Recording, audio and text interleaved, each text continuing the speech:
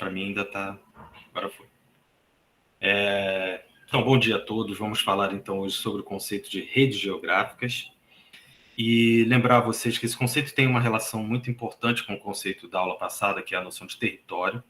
Aliás, muitas das discussões que surgiram a partir sobre redes e globalização dentro da geografia foram mediadas, na verdade, por uma outra discussão feita não dentro do âmbito da geografia, fora dela, sobre o fim das redes, a ascensão das redes, o fim dos territórios, o fim das regiões, o fim dos lugares e o fim da relevância do conceito, por exemplo, de espaço, né? Então, no final dos anos 80, só para vocês terem mais ou menos o enquadramento, sei que anos 80 vocês nem pensavam em nascer, a maioria de vocês, se não todos vocês, mas lá nos anos 80 começa-se toda uma rediscussão sobre o conceito de rede, que, aliás, é trazido pela professora Leila Dias, que é o texto obrigatório da aula de hoje. Ela faz essa discussão lá nos anos 90 e apresenta um pouco desse debate que aparece na geografia no final dos anos 70, nos anos 80, sobre essa noção de rede, principalmente associada ao processo de globalização. Por isso que eu utilizo as coisas aqui relacionadas, o conceito de rede associado a esse conceito da globalização, para a gente pensar as duas coisas juntos, porque essa discussão ela surge exatamente associada no final dos anos 80. E no final dos anos 80, apareceram diversos livros que anunciavam o fim dos territórios. Era o fim da bipolarização, né? Tem alguns deles que estão aqui, inclusive, como eu trago para vocês. Não sei se vocês vão ler esses livros no futuro, mas, enfim, eu acho que isso é importante para vocês. Mas há toda uma rediscussão sobre o fim da bipolarização mundial. Então, são todas as questões que derivam não só da queda, a partir da queda do Muro de Berlim, mas também da queda dessa forte vinculação da União Soviética, né, ao avanço do neoliberalismo. Enfim, isso vocês acham que ouviram muito lá durante o ensino médio de vocês. Então, os anos 80 são uma década de várias transformações, em termos econômicos, políticos, sociais, culturais, etc. E alguns autores não pouco importantes, como aqui o Eric Hobsbawm, que é um historiador, talvez um historiador marxista, talvez um dos mais importantes do século XX, ele produz, inclusive, uma obra chamada Era dos Extremos, que ele vai falar sobre o breve século XX. E ele vai situar, inclusive, o recorte dele espacial entre o início da Primeira Guerra Mundial e o fim da bipolarização no final dos anos 80, início dos anos 90, né?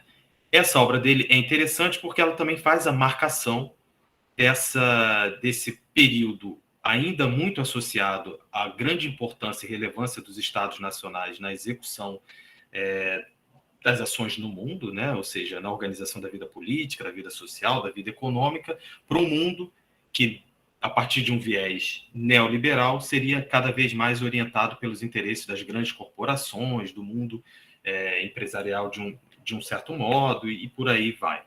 Então, de alguma maneira, um período que muitos autores vão tentar sinalizar uma ruptura de um mundo territorial para um mundo cada vez mais em rede. Ele não foi o único que estabeleceu um recorte e sinalizou essas transformações dos novos tempos. Outros autores, hoje aquele aula clássica de professor, traz um monte de livro e fica tacando na cabeça dos alunos. Um outro autor bastante importante foi o Manuel Castells, também publicou, né, mais ou menos nessa época, um pouquinho depois, um livro chamado A Sociedade em Rede, onde ele também sinaliza essas transformações no mundo social, no mundo da política, do papel dos estados e, principalmente, cada vez mais a ascensão da globalização como um processo de unificação das economias, dos interesses políticos de estados, etc. Não à toa, o livro recebe no Brasil um prefácio do nosso presidente Fernando Henrique Cardoso. Vocês se lembram do Fernando Henrique Cardoso? Vocês já ouviram falar do FHC? Acho que muito, né? Nas aulas lá do ensino médio, ele vira quase o capeta, às vezes, né? Representado como o pai do neoliberalismo brasileiro, as privatizações, etc. Mas é, de fato, uma mudança em termos da transformação da própria democracia brasileira dentro desse período. E era também uma pessoa que foi um pensador do novo papel do Estado dentro desse contexto dos anos 90. Outros autores, né, como o Bertrand Badier, ele vai escrever, inclusive, em termos do fim dos territórios. Né? É uma proposição bastante densa, né, de pensar sobre a nova ordem mundial, pós-fim da bipolarização, mas que também defende aí como um dos princípios essa perda do poder dos estados e, como a gente viu na semana passada, uma perda da importância da noção de território para a discussão dentro do contexto da globalização e dos fins das grandes polarizações que vinham em voga até o momento. Então, eu imagino que isso é uma discussão mais do âmbito da geografia política e da geopolítica hoje em dia, mas é interessante para a gente entender um pouco desse contexto, como é que as redes, o conceito de rede, ele passa a ter uma grande centralidade na discussão da geografia dos anos 80 e 90. Principalmente no final dos anos 80, muitos geógrafos vão tentar dar uma interpretação e sobre essa noção das redes e principalmente da superação da noção de territórios. Isso a gente vai ver ao longo da aula de hoje. Mas é um pouco para vocês entenderem como é que também esse debate surge, os contextos em que isso está aparecendo. A gente viu muita coisa de contextos aqui para ver a geografia lá quando ela estava se institucionalizando. Por que era importante a discussão sobre a relação sociedade-natureza, o determinismo, o possibilismo? Eram discussões do final do século XIX. As discussões do final do século XX, elas são questões profundamente marcadas por essa questão, eu vou falar isso mais à frente, dessa compressão do espaço-tempo, né? Ou seja, da redução cada vez mais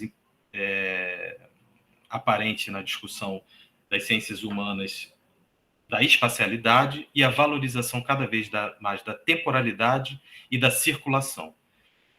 Ou seja, uma tentativa cada vez menos de estudar aquilo que era fixo e mais aquilo que eram os fluxos que aconteciam e circulavam em redes. Por isso que esse debate acabou sendo bastante importante, né? E, obviamente, na geografia, muita gente foi começar a escrever sobre a globalização, pensar quais eram os efeitos espaciais da globalização, inclusive para contestar algumas dessas teses dos fins dos territórios e a ascensão da era das redes, a era das sociedades das redes. Então, muita gente foi ler o Manuel Castells, foi ler o Badier, foi ler o Hobsbawm e outros tantos autores, o Fukuyama, que falava sobre o fim da história, que também era o fim da história territorial. Tem diversos autores que não importa aqui muito ficar detalhando para vocês, fazer chuva de autor na cabeça de vocês, mas é que para vocês possam entender um pouco o contexto do que a gente está propriamente discutindo quando a gente está falando em rede. E um dos autores da geografia que teve maior, vamos dizer assim, produziu maiores tentativas de pensar a questão da globalização e das redes geográficas foi o nosso já muito conhecido Milton Santos.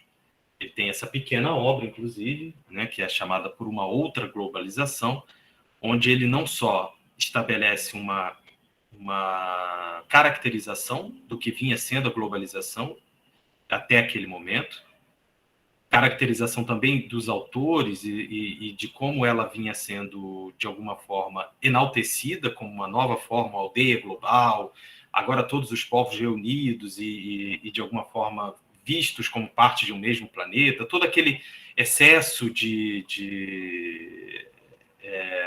otimismo em relação à globalização, ele vai contestar, inclusive, para colocar em termos, globalização para quem? E quais são as desigualdades que derivam desse processo de globalização? E nós poderíamos pensar em uma outra tipo de globalização, que é a proposta dele, que seja talvez mais integradora, de fato, em termos sociais, humanos, econômicos, etc., que não gerem profundos processos de desigualdades socioespaciais, desigualdades regionais. Então, a aula de hoje vai seguir um pouco dentro dessa orientação. A gente precisa entender o que é o conceito de rede, precisa entender o que a gente está tratando de globalização, mas fundamentalmente também ver quais são os problemas com essas noções e como elas, de fato, não superam outras noções dentro da geografia, mas elas nos auxiliam a pensar geograficamente, que é a ideia aqui desse curso, né? Fazer vocês pensarem geograficamente de uma determinada forma. Não sei se vocês querem alguma precisão sobre o contexto, eu acho que vocês conhecem um pouco já disso, talvez da formação anterior de vocês, não sei, mas se vocês quiserem, eu posso detalhar mais alguma coisa que não tenha ficado clara sobre o contexto dessa discussão sobre rede. Mas se você achar que está tudo bem por enquanto, a gente pode seguir adiante. Digam aí no chat. Está tudo bem?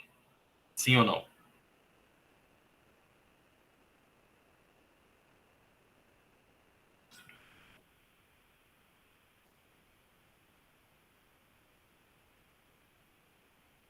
Já leu, Danilo? Que ótimo, que ótimo. Bom que você já tem aí uma base para discutir também com a gente, para participar da aula, se você quiser, Danilo. É extremamente recomendável, né? Ainda que eu não sei se eu coloquei como uma das leituras lá opcionais para a aula de hoje, eu acredito que sim, principalmente o texto do Milton, né? O do Hobsbawm ele já exige um certo fôlego que talvez não seja permitido aqui na aula de teoria da geografia. Mas está tudo bem, eu acho que a gente pode começar pela definição e pelos problemas que tem nessa definição que a própria Leila Dias traz, Leila Cristina Dias, né, que trouxe o texto para a aula de hoje, para a gente poder discutir. Eu acho que ela traz alguns elementos que são importantes para serem pensados. Eu acredito que há dois aspectos que são muito centrais da discussão que ela apresenta. Ela faz isso um pouco ao longo da história da geografia, como é que esse conceito foi aparecendo, foi mudando, como no início tinha até uma relação com a ideia de aldeia global, né? A noção de mundialização que os franceses utilizaram mais do que globalização. Então, essas noções elas já apareceram, inclusive, bem antes da gente ter uma caracterização da ideia de globalização. No século XIX já se falava em termos de rede, mas normalmente ligada à rede de transporte, redes bancárias, né? Eram esses elementos que eram mais discutidos ainda de forma muito embrionária, muito inicial, né? Propriamente, o avanço da discussão sobre a rede, ela toma um pouco esse sentido do que está apresentado no slide que vocês estão vendo agora. Então, a formação, né, como lá diz a Leila, vamos destrinchar esse parágrafo, né? A formação de uma rede geográfica, ela resulta da imposição da circulação como mecanismo efetivo das trocas. Essa questão da circulação, da comunicação, da relação, da conexão espacial, eu acredito que vocês talvez lembrem lá das nossas primeiras aulas aqui de teoria da geografia, quando a gente estava falando do Vidal de la Blache, dos primeiros fundadores da geografia, de como eles valorizavam, né, ao mesmo tempo a questão da localização dos objetos, onde as coisas estão inseridas em um plano espacial, um plano que tem uma referência espacial, mas também como esses objetos se relacionam dentro de um mesmo espaço. Então, o princípio da conexão, né, da conexão entre coisas, né, entre objetos, entre pessoas, etc., ele já é um princípio que já está ali articulado desde os primeiros fundadores da geografia. Vocês se lembram, quando a gente citou, inclusive, o próprio Ratzel, né, a importância das trocas no desenvolvimento social, no desenvolvimento cultural, no desenvolvimento dos povos. Acho que vocês lembram disso, quando a gente estava falando lá em termos de povos de cultura e povos de natureza.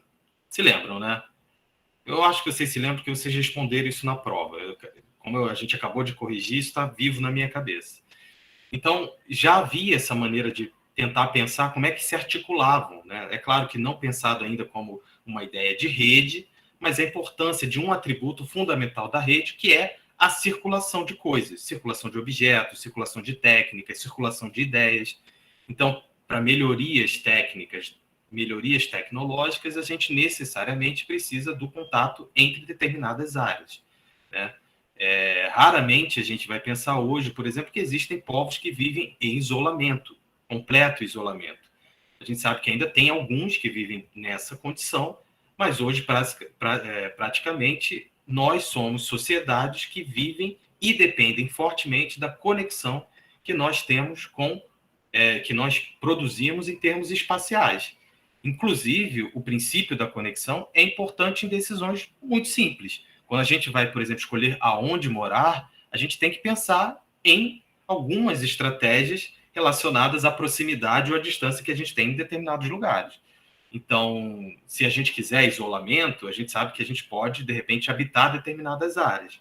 Mas a gente quer um isolamento completo, ou é necessário, por exemplo, que a gente viva numa área que seja, por exemplo, próxima de um hospital, próxima de uma clínica, próxima de um lugar onde, por exemplo, eu vou comprar insumos para minha horta, ou sei lá o que eu esteja fazendo no meu sítio. Então, a gente tem que sempre estar pensando a localização em relação a essa conexão com outras áreas, o que permitiria, de alguma forma, a gente circular e obter determinados objetos, coisas, conexões com outras áreas. E isso, obviamente, foi mudando ao longo do tempo, como a gente vai ver aqui, e isso deriva de um processo que tem uma longa duração. Tá? E não é um processo que acontece hoje. O processo de globalização ele é muito mais antigo do que o momento em que se definiu que ele era propriamente a globalização. A ideia é recente, ela é dos anos 60, 70, mas, obviamente, é um processo muito mais antigo e que veio se estabelecendo ao longo do tempo.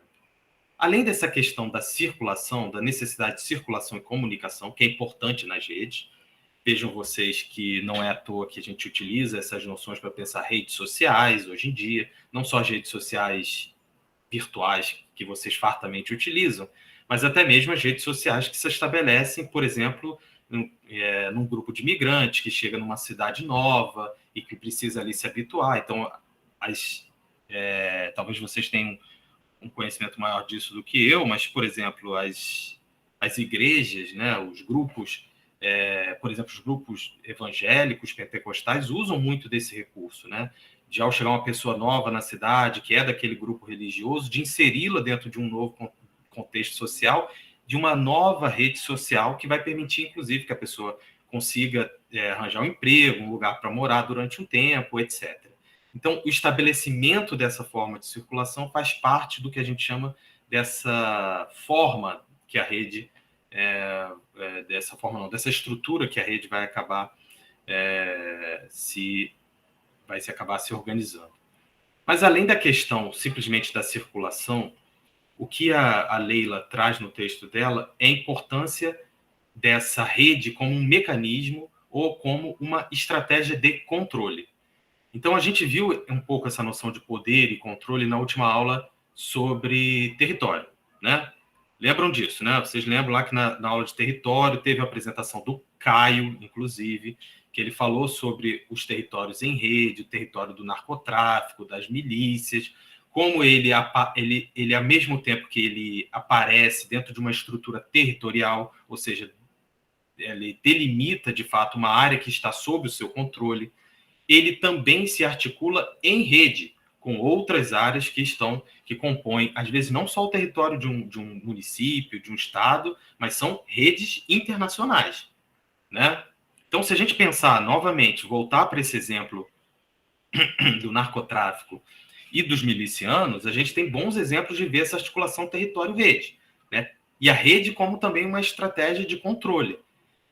Quem vive em áreas que estão sob o domínio do poder paralelo, desses poderes paralelos, para usar uma expressão que a mídia usa bastante, normalmente está preso às redes desse poder paralelo. Então, isso desde a coisa mais básica, que é adquirir o botijão de gás, né? Confirme isso, não é isso, né? Dialoguem comigo. Né? Quem mora nessas áreas, às vezes, está preso a outras redes, né?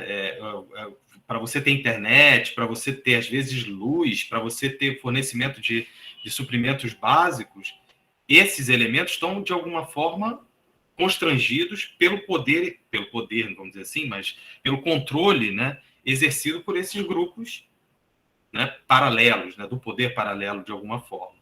Então, a rede também ela entra como uma estratégia de controle. Controlar a circulação é uma forma também de controlar a população e controlar também a localização de determinados objetos no espaço.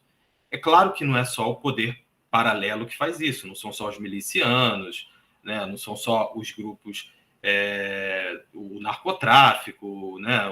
As facções que fazem isso. O Estado também produz isso. As corporações também se utilizam do controle de determinadas redes para controlar determinadas coisas, para controlar o mercado, para controlar o preço da matéria-prima, o preço da gasolina, o preço hoje do gás natural. Enfim, há diversas formas de controle da população, do controle territorial, que é promovido por um controle das redes e da circulação dentro desse próprio território, né? Então, inclusive, o que muitos desses autores que defendem o fim dos territórios argumentam é que hoje seria mais importante controlar as redes do que propriamente o território. Mas isso tem um problema fundamental, que é a maneira como esses autores, inclusive, enxergaram o território, e que a gente já viu na aula passada, que é problemático, do território sendo algo fixo e, de alguma maneira, sempre o mesmo. Não era isso lá que o Marcelo fazia crítica? Essa ideia de um território fixo, com uma fronteira claramente delimitada, que era permanente durante os dias, os meses ou os anos, é aquela ideia de um território de longa duração, o território do Estado Nacional. Essa perspectiva, de alguma forma, fez com que alguns desses autores que foram falar sobre o fim dos territórios não vissem, na verdade, que hoje que os territórios são fundamentalmente estruturados por redes e também estruturam essas mesmas redes, de alguma forma. Então, há uma relação território-rede que hoje faz parte e diz muito sobre a maneira de organização da nossa própria vida social e da organização também da geografia política no mundo atual. Então, por isso que eu normalmente trago as duas aulas próximas, para a gente poder, de alguma forma, poder pensar essas duas noções de maneira articulada. Então, a rede, ela também participa desses mecanismos de controle das coisas, de um modo geral, dos mercados, matéria-prima, população e, por que não, controle de ideias. Eu já passo a palavra para você, Hugo. Vejam hoje quantas empresas controlam o fluxo de informação que vocês utilizam diariamente nas suas redes sociais, nos sites que vocês acessam, etc. Quanta informação circula nas mãos, não vamos dizer que nas mãos, né? Mas vou dizer nas mãos, né? Nas mãos de poucas empresas, de poucas corporações que dominam hoje o fluxo de informação planetário, né? Isso é uma coisa que a gente já pode trazer como um elemento para pensar. Diga lá, Hugo. Eu tinha ficado meio confuso no meio, assim, pela questão que você associou do narcotráfico, do poder paralelo, né? Que eu tava confundindo rede com território, assim, eu falava, parece a mesma coisa e tal, mas agora eu entendi, assim, a rede é muitas vezes a consequência do território, né? A rede é criada devido ao território. Na verdade, é mais um daqueles dilemas Tostines, né? Ou seja, uma coisa tem relação com a outra. Então, um território, ele é articulado em rede, né? Aí o exemplo clássico do narcotráfico, né? Então, o domínio do narcotráfico, ele depende de redes que, primeiro, tem uma certa abrangência espacial, envolvem outros territórios, por exemplo, as áreas que são dominadas por uma determinada facção, mas as redes não se limitam somente a isso, a articulação dentro da própria facção. Para a existência do narcotráfico, você precisa entrar numa rede, inclusive internacional. É uma rede que é do tráfico de drogas internacional, do tráfico de armas, enfim. Você, na verdade, se articula em rede com outros territórios que não são daquela facção. A existência dela depende dessa articulação em rede, fundamentalmente, né? Não é um grupo armado. As armas, em geral, ou vêm de fora ou vêm de outros lugares do país, ou de outros grupos paramilitares, né? A mesma coisa a produção de drogas. Ela é enormemente produzida fora do território nacional. Então, ela tem que vir aqui de alguma maneira. Uma maneira, ela circula em redes, né? E aí, enfim, seguir essas redes é um trabalho espetacular. A professora Lia Osório Machado tem uma pesquisa muito sofisticada dentro da geografia para pensar isso. E é interessante também a gente até ler um pouco isso. Mas, ao mesmo tempo, um território, ele pode ser um elemento que limita ou, de alguma forma, qualifica a maneira como essa rede também vai entrar em cada uma dessas localidades, né? Então, por exemplo, a questão da produção do café, durante anos no Brasil, articulou e fez com que se promovesse uma específica forma de constituição das estradas de ferro no Brasil. porque tinha ali condicionantes que eram anteriores a essa tecnologia, que fizeram que ela se orientasse a partir de uma determinada organização que, obviamente, acompanhava a produção nas fazendas, mas também numa estrutura fundiária que era colonial. Então, ela vai se estabelecer dentro de uma estrutura prévia. Então, a rede, quando ela entra, vamos dizer assim, no território, não é exatamente assim que é, mas enfim, quando ela entra no território, ela entra negociando a sua posição em relação a uma estrutura socioeconômica, política, que lhe é anterior, né? Quando eu chegar lá e der o exemplo das ferrovias, a gente talvez entenda até isso um pouco melhor. Mas território, hoje não é impossível pensar o território desarticulado da noção de rede, e é impossível pensar a noção de rede desarticulada da noção de território. Essas duas noções, elas se complementam, elas dialogam. Por isso que muitos autores, inclusive, tratam essa ideia como uma ideia de territórios-rede. Está no texto do Marcelo Lopes de Souza, isso está apresentado no texto do Rogério. Ai, meu Deus, os livros vão me matar um dia. Do texto do Rogério Hesbert também, que tem para a aula de vocês. Então, essa discussão é importante, eu acho, para a geografia. Eu acho que ela é bem importante para a geografia atual, eu diria. É uma das principais, né? E principalmente para a gente entender o território brasileiro, que é articulado de muitas maneiras em termos das redes que nós produzimos hoje em dia.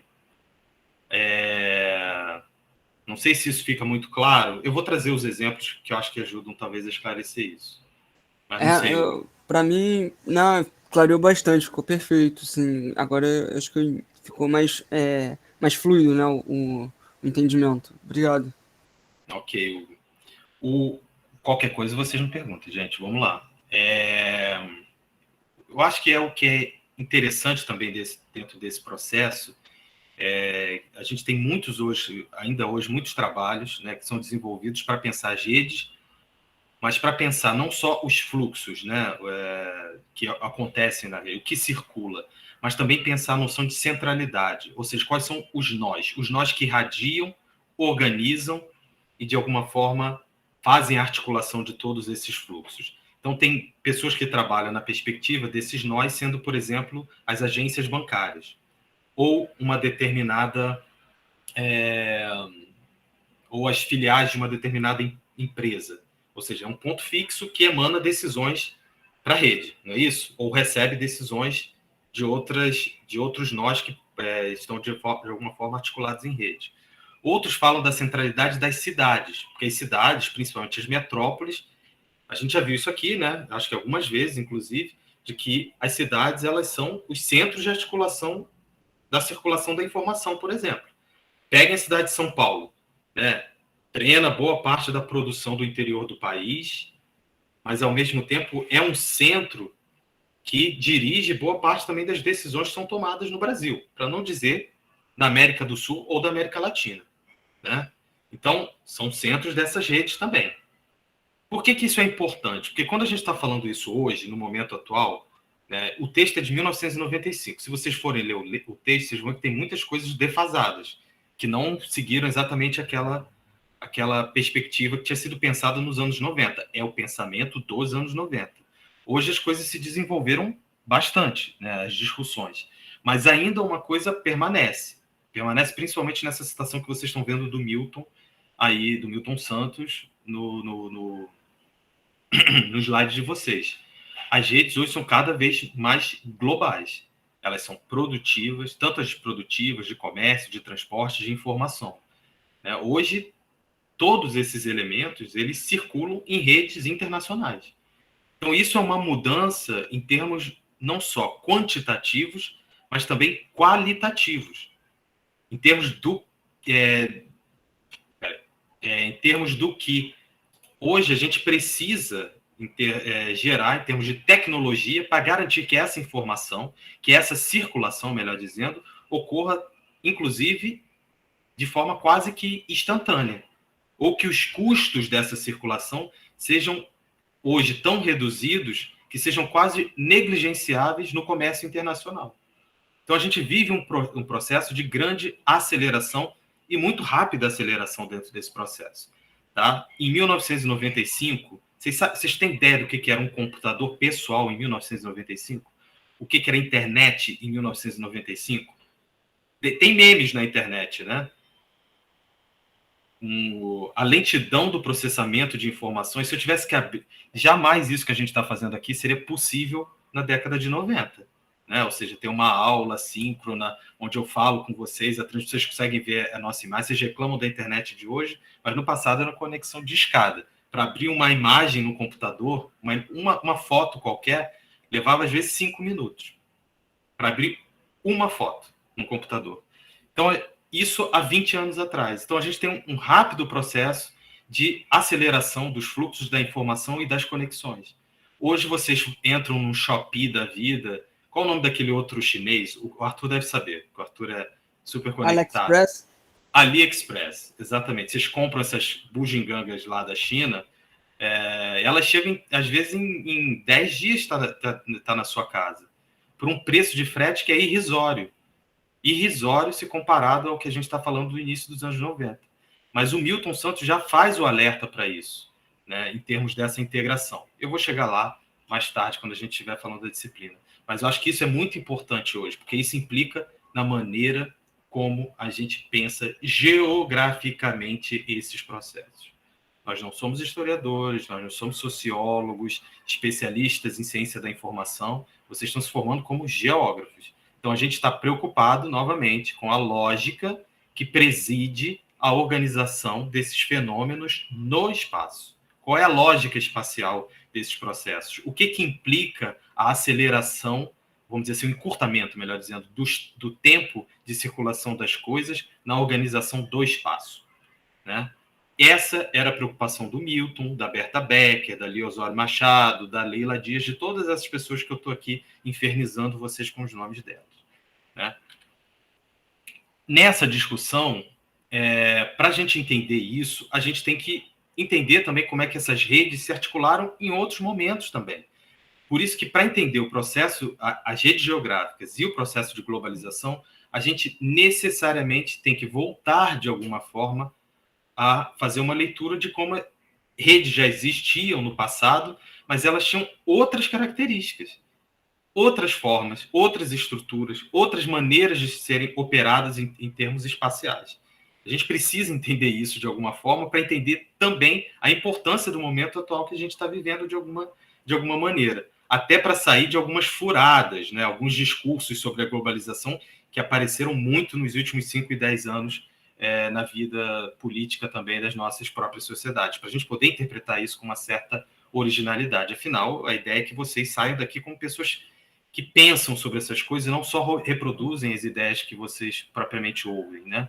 Vocês vão se formar para serem bacharéis em geografia, né? Então, vários autores trazem essa discussão, a própria Leila trouxe essa discussão sobre a complexidade das redes geográficas, principalmente situando elas no tempo.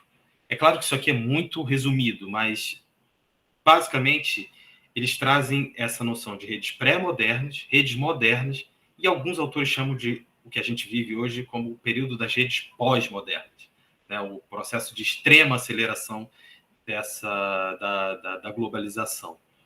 É claro que isso, às vezes, fica um pouco longe, distante de vocês, então, normalmente, essa aula eu começo contando uma história anedótica. É uma coisa horrível para o professor fazer, mas as anedotas, às vezes, elas funcionam. E eu utilizo a minha mãe para essa anedota. Então, por favor, respeito, tá? O exemplo que eu utilizo é porque minha mãe nasceu numa cidadezinha chamada Guidoval. Alguém já ouviu falar de Guidoval? Se alguém ouviu falar de Guidoval, acho que eu dou um ponto na disciplina. Não vou dar ponto nenhum, porque vocês entram na internet e já sabem o que é. Guidoval é uma cidadezinha mínima da região da Mata Mineira, do sul de Minas, né?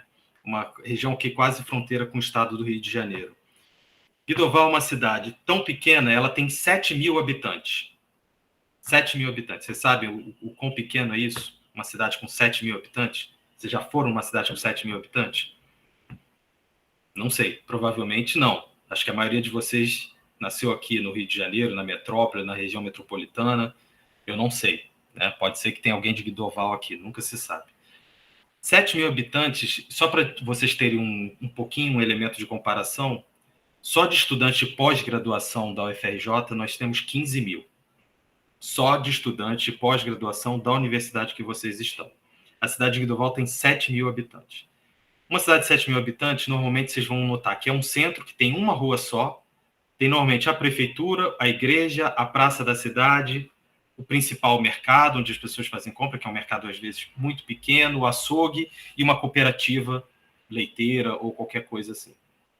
Cidades pequenas. Se vocês quiserem ter uma noção disso, conheçam Santa Maria Madalena, no interior do estado do Rio. Não precisam ir até Guidoval, não. Minha mãe nasceu nesse município, tá? Há muito tempo atrás, tá? Não vou dizer quanto, mas há muito tempo atrás. Para ela dar bom dia para uma pessoa, ela tinha que andar no mínimo meia hora. Para dar bom dia. Né? Hoje vocês entram no elevador do apartamento que vocês moram, vocês já tem que, infelizmente, dar bom dia para os seus vizinhos. Mas naquela época ela tinha que andar meia hora para isso. Arthur, não fica com vergonha alheia. Eu estou vendo você, esse é o problema de abrir a câmera. Mas se ela quisesse comprar um pão, ela tinha que andar 1 hora até lá. Ou seja, e basicamente, assim, informações que vinham de fora levavam semanas para chegar. Isso a gente está falando ali mais ou menos da década de 60, 70. Não é tão distante assim. Provavelmente a idade dos seus pais, dos seus avós, alguma coisa assim. Então, a circulação da informação, as trocas, e a gente está falando dos anos 50, 60 no Brasil, eram bastante demoradas. Né? Para você ter acesso à informação, acesso a bens materiais, acesso a inovações tecnológicas, tudo isso levava muito tempo. E normalmente vinha pela mão da elite local. Era ela que trazia as benesses para aquela sociedade local. Inclusive, isso levava a diversos problemas de ordem política, como a gente já sabe, coronelismo, mandonismo local, diversos problemas dessa ordem. Então, as elites praticamente controlavam essa circulação localmente, a circulação de praticamente tudo. E, basicamente, pessoas como a minha mãe, que trabalhavam no sítio com a minha família à época, trabalhavam como meeiros, vão saber mais o que é isso lá em geografia rural, ou seja, davam a sua força de trabalho por metade do lucro que poderia ser obtido pelaquela produção. Eles basicamente escoavam aquela produção para o centro local próximo, que era o centro de Guidoval, e recebiam depois os recursos, não pela via bancária, mas pelo dinheiro, né? Dinheiro físico, né? O dinheiro vivo, né? Como se dizia à época. Então, quando a gente está falando de rede pré-modernas, eu só quero que vocês tenham a noção que essas redes pré-modernas, elas são presentes ainda no Brasil de hoje. A gente fala pré-modernas como se fosse uma coisa que, sei lá, acabou no século XVI, XV. Né? Não temos mais esse escoamento da produção pelos rios, a gente não tem mais esse controle da circulação feita pelas elites, que não tem mais populações vivendo em completo isolamento. Hoje a situação relativamente mudou, em alguns sentidos, mas, ainda assim, a gente encontra características de redes pré-modernas em sociedades que se dizem pós-modernas. Então, o quadro que eu narrei dos anos 60 e 70, para o caso da minha mãe, é ainda hoje presente. A minha mãe, ainda bem, saiu de lá, veio para a metrópole do Rio de Janeiro, para a cidade maravilhosa, a terra de oportunidades, né? Saiu lá de Guidoval, mas ainda pessoas que vivem em Guidoval talvez se encontrem em situação análoga, parecida, próxima daquela que ainda se encontrava nos anos 60 e 70. Ainda operam em redes pré-modernas, mesmo em pleno século XXI. Isso é para vocês também terem uma noção dessa desigualdade de acessos à informação. Porque, obviamente, a tecnologia melhorou boa parte dessas formas de conexão, de relação, de circulação da informação ao longo desse processo de desenvolvimento da própria globalização. Então, a rede, como diz lá o Milton, a rede é técnica, né, fundamentalmente. Ela opera a partir de desenvolvimentos em termos técnicos e tecnológicos, né, ou seja, de reflexões também sobre essa própria técnica, sobre ou no território de alguma maneira. O exemplo que a gente normalmente utiliza, que foi fartamente pensado pela bibliografia e que caracterizaria essa ruptura do pré-moderno para o moderno, seria a introdução das redes de transporte, principalmente o transporte ferroviário inicialmente, e também pelo avanço do desenvolvimento das redes bancárias, ou seja, da drenagem dos lucros e da circulação do dinheiro também sobre o próprio território. Então, quando a gente vê esse processo de desenvolvimento, o exemplo que a gente tem, talvez, mais interessante para pensar no território nacional foi advém das transformações que foram provocadas pelas ferrovias no interior do país. Né? Hoje ainda a gente tem alguns resquícios disso. Aqui deve ter gente que pega os trens da Supervia, né? Ainda hoje, e circula pelos trens da Supervia. Eles são resquícios desse momento onde há uma transformação, um desenvolvimento técnico no estado do Rio de Janeiro e a tentativa de articular um território que era relativamente desagregado para garantir, de alguma forma, uma drenagem dos recursos econômicos que existiam no interior do estado do Rio de Janeiro. Então, se vocês olharem a malha, peguem e façam esse exercício, entrem no Google, vejam a malha ferroviária do estado do Rio de Janeiro, que foi criada, ela é basicamente uma malha que representa uma drenagem. Né? Se vocês olharem quais são os pontos de origem e o ponto final dessa malha ferroviária, vocês veem que tudo, de alguma forma, se concentra e se consolida no município do Rio de Janeiro, que foi capital federal e hoje é capital do estado. Então, todo o problema da colocação dessa rede, novamente, é um controle desses fluxos, é um controle é uma forma de você drenar e organizar esses fluxos para uma determinada localidade que, de alguma maneira, controla a organização desses fluxos. Então, era fundamental, lá no século XIX, para o Estado brasileiro, mas também para os empresários ligados à área econômica e ao setor agrário rural brasileiro, que essas estradas de ferro fossem construídas dentro dessa forma. Então, a forma das redes ferroviárias representa, de alguma forma, também a nossa maneira de organização política e fundiária do território nacional. Né? Inclusive, são as redes que mais facilmente a gente consegue observar fisicamente, elas se organizam fisicamente de maneira bastante clara. Essas redes ainda, hoje, também existem, elas prevalecem. Esse tipo de circulação que hoje a gente talvez veja como sendo uma circulação ainda muito lenta, ela ainda é utilizada como uma forma de organização e estruturação do território. Hoje, talvez não tanto pela ferrovia, mas fundamentalmente pela rodoviarização que foi desenvolvida a partir dos anos 30, 40 no território nacional. Novamente, Getúlio Vargas, não vou contar a história de novo, vocês já ouviram essa ladainha muitas vezes aqui. Mas as redes modernas, elas operam num sentido fundamental. Elas são uma maneira de superar a estrutura em arquipélago mercantil que era característica do Brasil colonial.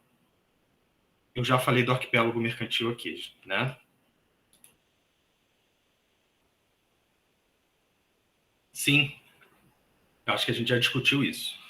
As três grandes regiões do território brasileiro, o Centro-Sul, né, e a sua produção agrícola e uma perspectiva também industrial, o Nordeste brasileiro, a Amazônia. Essas três grandes regiões eram praticamente mais articuladas com a colônia do que de fato internamente. Haviam poucas conexões internas. Então, a virada para o século XX no Brasil é também uma virada dessa perspectiva, de conseguir, a partir da construção dessas redes técnicas, uma maneira de integração entre essas três grandes regiões que mal se comunicavam internamente. Então, era necessário para o desenvolvimento econômico do Brasil e o melhor aproveitamento dos recursos territoriais e da população brasileira que se criassem essas redes técnicas. Esse era um imperativo. E não é estranho que isso tenha aparecido fortemente, inclusive, durante dois governos totalitários. Né? Dois governos durante o período da ditadura Vargas e depois durante o período da ditadura militar. São os dois momentos, assim, não são os únicos, mas são dois momentos bastante importantes nesse sentido de tentativa de integração nacional. E integração, nesse sentido, também de alguma forma territorial. Então, ainda hoje, a gente convive com essas formas de constituição das malhas, malhas rodoviárias, malhas ferroviárias, etc., ainda fazem parte das nossas vidas. Semana passada a gente discutiu isso quando a gente estava, inclusive, falando das rodovias que ligam, por exemplo, a capital do Rio de Janeiro ao interior. Né? A gente falou aquelas que sobem para a região serrana, que vão para a região dos lagos, para a Costa Verde, etc. Todos foram criados nesse mesmo contexto, porque também dentro do próprio estado do Rio de Janeiro havia muito pouca articulação interna. Né? Então, as redes rodoviárias elas tiveram esse papel fundamental de criar essas conexões. Mas hoje a gente não fala mais só sobre isso, né? A gente não está pensando só nesse tipo de rede. A gente está falando, na verdade, de um contexto mais amplo, o contexto just in time, né? As mercadorias ficam prontas e ficam acessíveis muito mais rapidamente. A gente faz uma compra hoje pela internet, no dia seguinte chega na nossa casa, 2 dias depois chega na nossa casa. Então, a comercialização, por exemplo, e a produção, elas se tornam muito mais articuladas em rede e, obviamente, se aproveitam da velocidade dessas redes hoje em dia. Inclusive, isso leva alguns países a problemas na sua indústria local, enfim, que eu vou comentar já sobre isso.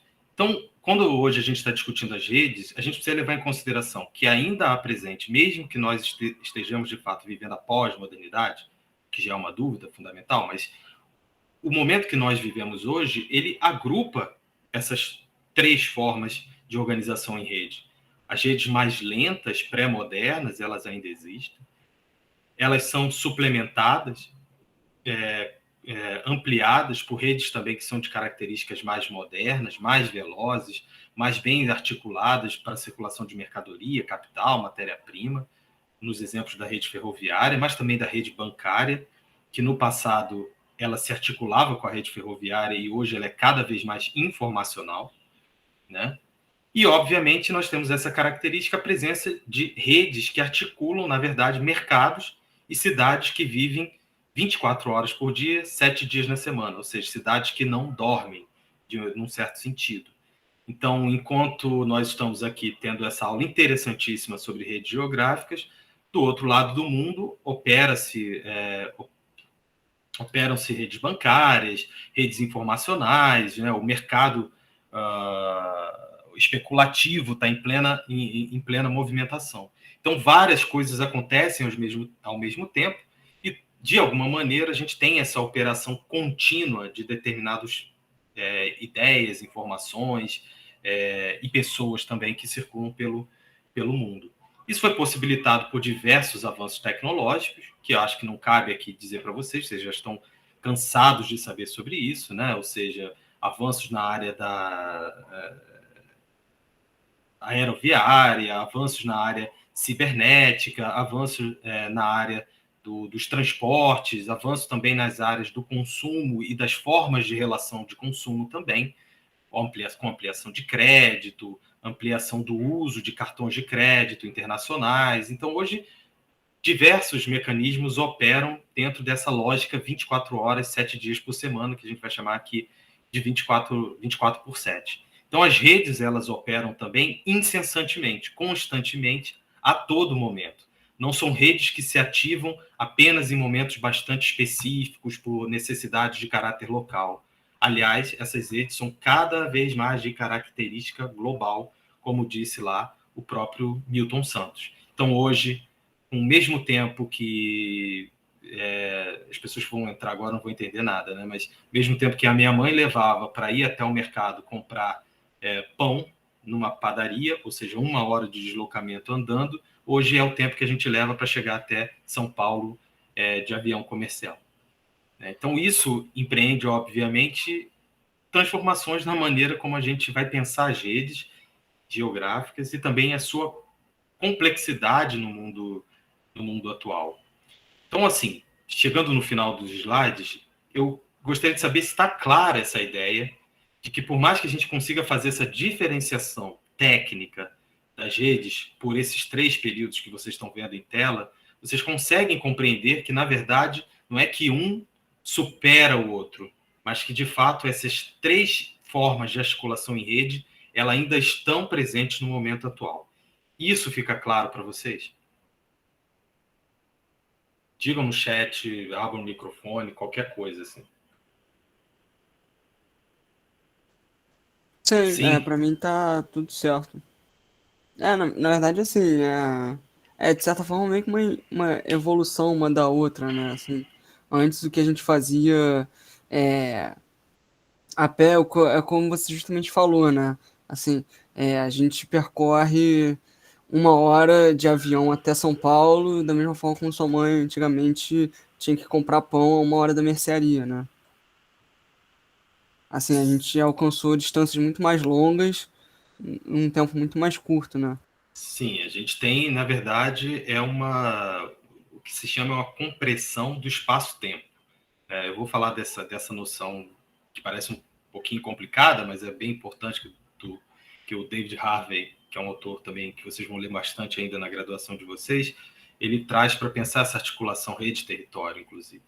Né? E, de fato, a sensação que a gente tem é que hoje a gente consegue fazer mais em menos tempo e que esse deslocamento físico ele é menos penoso ou custoso do que era relativamente no passado.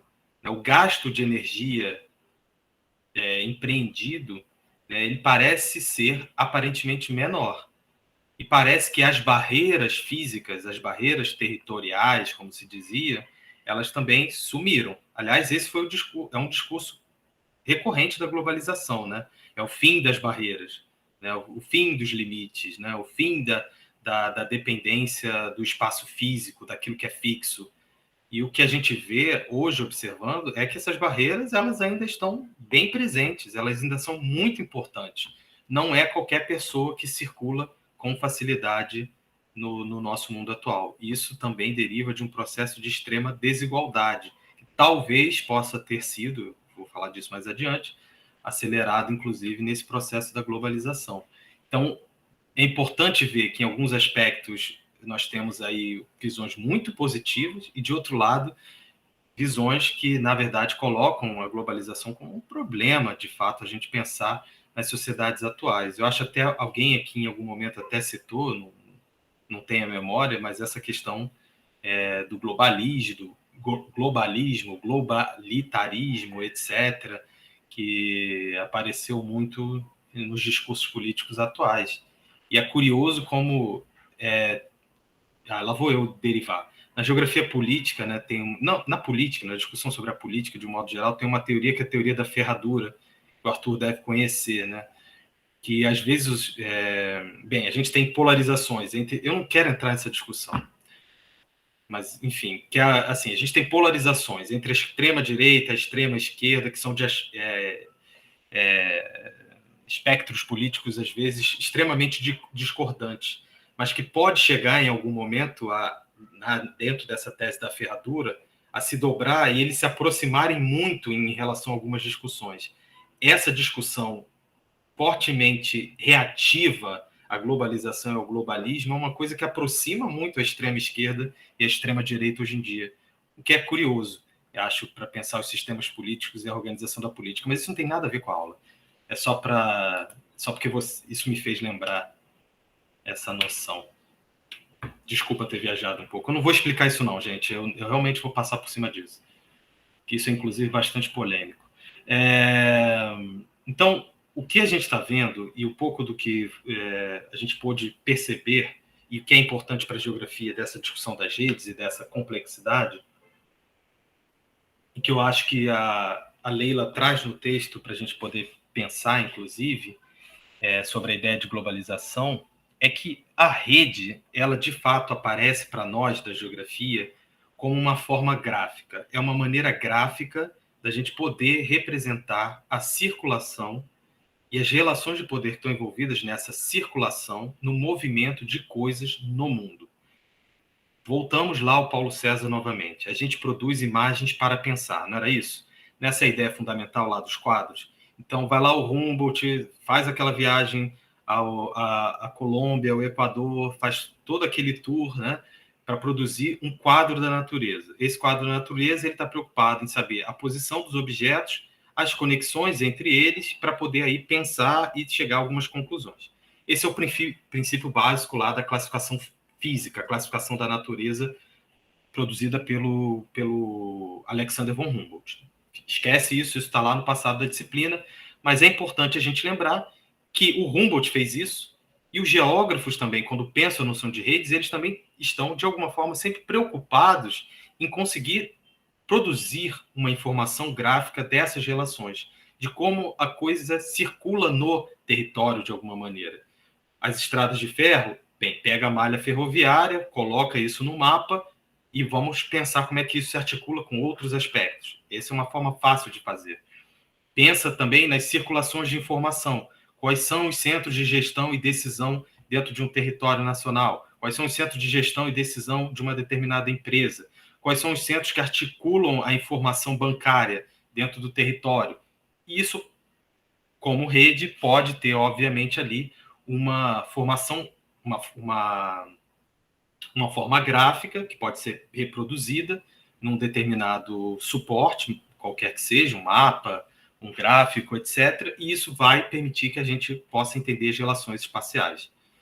Quem quiser saber mais sobre isso, tem um texto do professor Roberto Lobato Correia sobre que ele pega vários quadros, assim, vários tipos de formas de representação da geografia e faz uma discussão sobre isso. É bem interessante porque ele usa muitos exemplos que dialogam com essa noção de rede, né? Para vocês verem como normalmente os geógrafos trabalham com a rede como uma forma gráfica. Então, se a rede é essa forma gráfica, a globalização ela é o processo que se nutre das redes e alimenta essas próprias redes hoje em dia. Então, obviamente que antes da gente falar de globalização, a gente já poderia pensar em redes embrionárias, como essas que eu citei, que são redes locais, as redes das feiras livres no Nordeste brasileiro. Ali não está em voga ainda, talvez, um processo de globalização. Obviamente, tem um caráter fortemente local, mas já se estrutura em termos de rede. A globalização extrapola as dimensões em termos qualitativos e quantitativos dessas redes. O capitalismo, isso dentro de uma perspectiva que eu estou pensando muito aqui com o Milton Santos, o David Harvey, todos esses autores que eu já citei, ele, de alguma forma, é a estrutura socioeconômica sobre a qual vai se sustentar a globalização hoje em dia. Na verdade, é como se fosse o motor desse processo, né? A estrutura socioeconômica desenvolvida no âmbito do capitalismo é que vai, na verdade, nutrir e vai estimular que essa circulação, obviamente, se dê com maior intensidade, maior brevidade, por um princípio fundamental, né, que é o princípio lá argumentado pelos marxistas, de garantir um mais rápido retorno lucrativo, ou seja, o retorno da mais-valia, uma aceleração do retorno do lucro em termos, inclusive, globais. E agora vocês estão completamente perdidos depois de tudo que eu falei, ou não? Ainda faz sentido o que eu estou falando, gente? Vamos lá. Assim, você... tá indo, mas eu tô fiquei um pouco confuso agora. O que você não entendeu? Diga lá. Tem uma coisa específica ou é geral? Foi essa transição da questão de rede para globalização, assim. Eu não peguei muito bem. Que eu vou ser sincero também. Agora eu meio que dei uma derivada aqui e eu perdi a aula agora, esse último slide. Mas aí eu pego na gravação.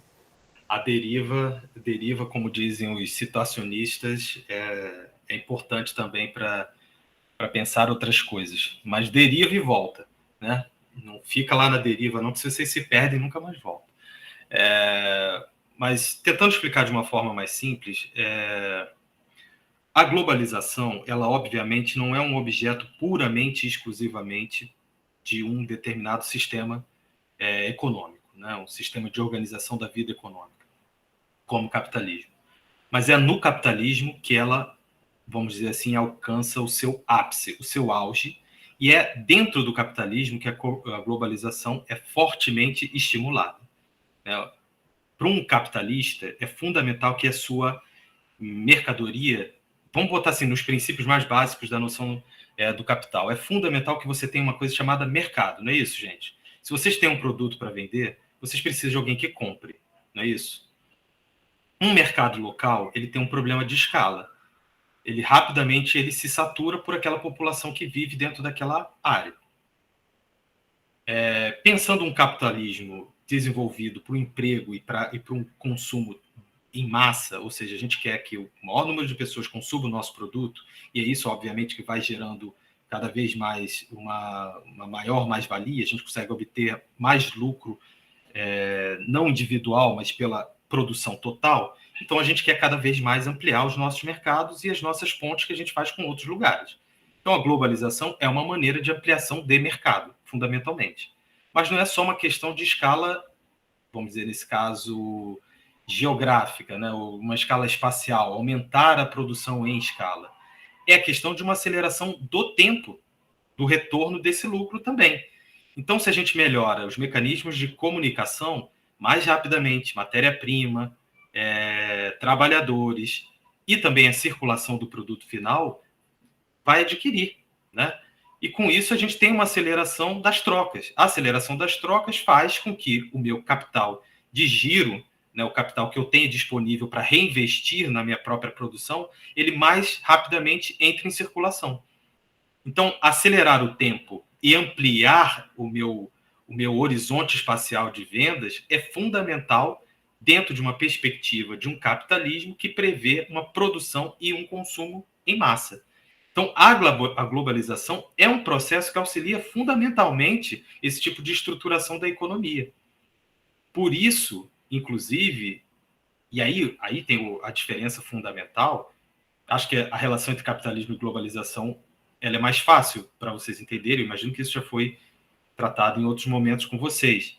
Mas, para a geografia, a gente não está estudando propriamente o processo de globalização, o capitalismo, mas como essa relação entre capitalismo e globalização, ou globalização operada dentro de uma perspectiva do capitalismo, aparece como uma questão geográfica. E aí, para pensar essas relações espaciais, é que a geografia se nutre de um conceito. O conceito é a ferramenta que permite que a gente entenda como se dá o processo de globalização sob a égide do capitalismo. Não sei se clareou mais. Não, agora eu entendi melhor. Tem muito a ver também com a questão da compressão do tempo que você falou no slide anterior, né? Vou falar agora de novo, inclusive. Ah, tá. Não, mas pode falar, desculpa. Não, é isso. Ih, agora me fugiu. Desculpa, peraí. Mas é isso mesmo, era isso principal que eu queria perguntar mesmo. Tem muita questão. É muito. Ai, caraca, me fugiu. Enfim. Não tem problema. Mas você entendeu, eu entendi, Marcos. Obrigado. Tá. E só para vocês verem isso em termos da representação do mundo, né? Como é que isso não é só um problema, obviamente, de ordem para a gente entender como é que se dão essas relações, a circulação da informação, mercadorias, pessoas no mundo, etc., que é um elemento que é interessante e importante para o geógrafo entender como e na verdade, de que maneira, né, se operam essas trocas em rede. Né? Isso também passa por uma maneira que a gente pode investigar também para entender a forma como é representado o mundo. Né? E essa forma de representação do mundo mudou significativamente a partir do momento que houve o desenvolvimento desse processo de mundialização ou de globalização que a gente está tratando aqui. Então, é também uma maneira da gente cada vez mais tomar consciência do mundo em que a gente vive e das relações que são estabelecidas no mundo em que a gente vive. Então, a gente pode olhar desde lá do princípio, né, desde a representação do tipo do mapa TO, que é circunstanciado aquelas circulações que aconteciam de caráter fortemente local, até hoje, né, que a gente tende, na verdade, a observar a circulação global e ver, na verdade, essa integração acontecendo globalmente, né, pensado mesmo como o planeta Terra sendo esse objeto fundamental de interesse também, novamente, geográfico. Diga, Hugo.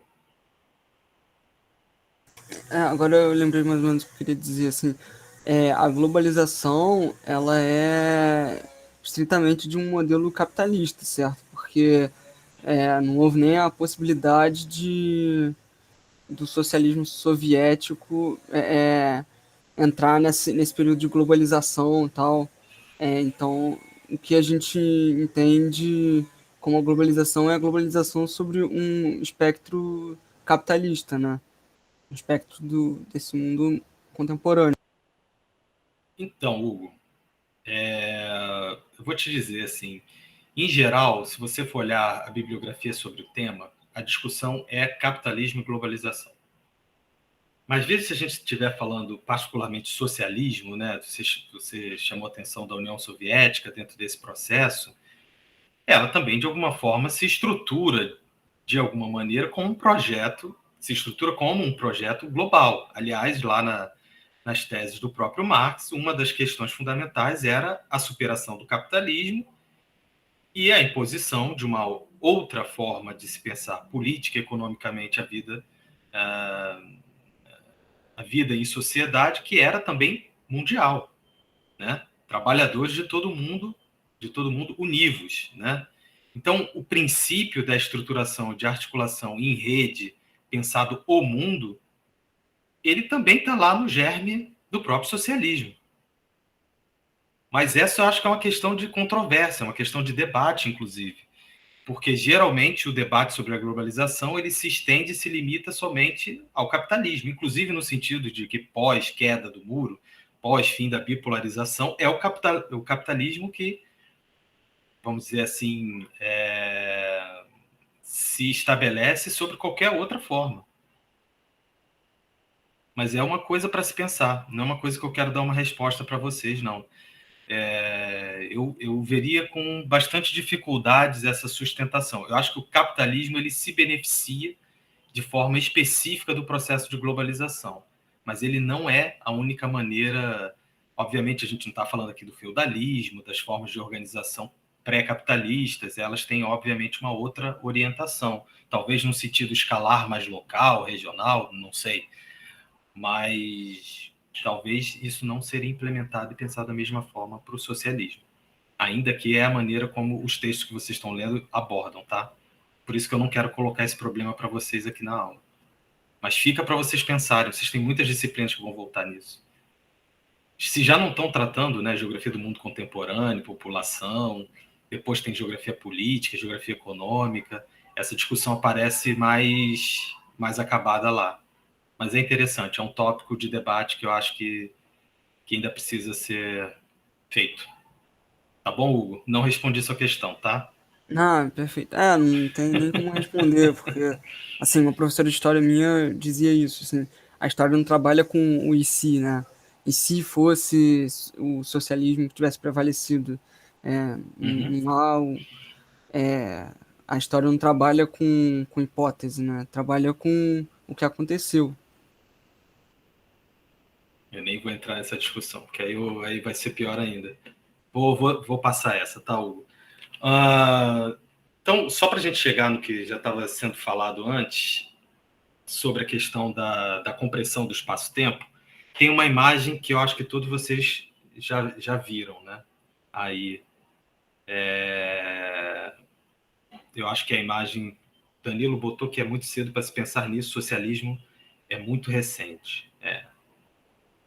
Acho que tem muita coisa que a gente ainda pode pensar dentro dessa discussão, só não quero trazer para cá propriamente ainda na aula, mas é interessante ver isso, essas associações.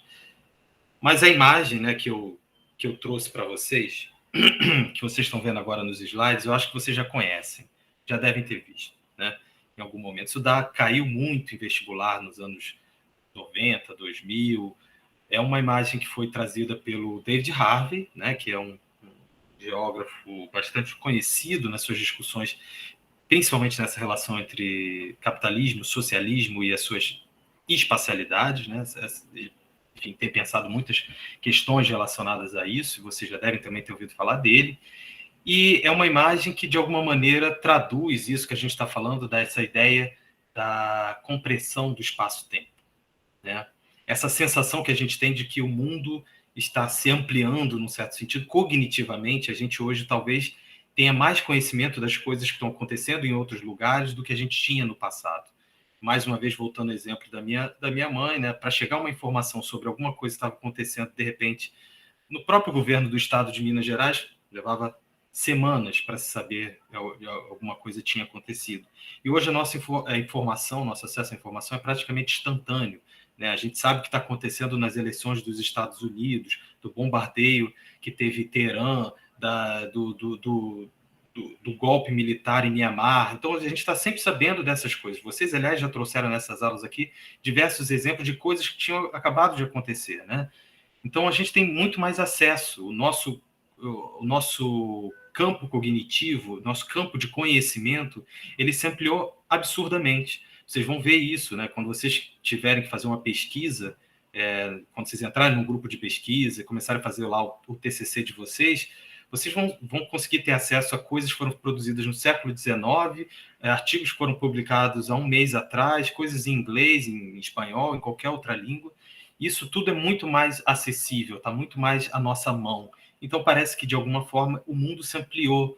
Né? Hoje a gente entra no Google Maps, vai lá e coloca o mouse em algum lugar e a gente consegue ver a rua naquele momento que foi tirada a fotografia. Então, tudo parece que tem um certo caráter de instantaneidade. Né? Se o computador leva mais de 30 segundos para abrir, vocês já ficam aborrecidos, chateados, se a internet não funciona. Então, há uma ideia hoje de muita sincronia, de instantaneidade dentro dessa perspectiva. Inclusive, o mundo que o Gilberto Gil, ao tentar descrever esse mundo cibernético, ele trouxe nessa música que vocês conhecem também.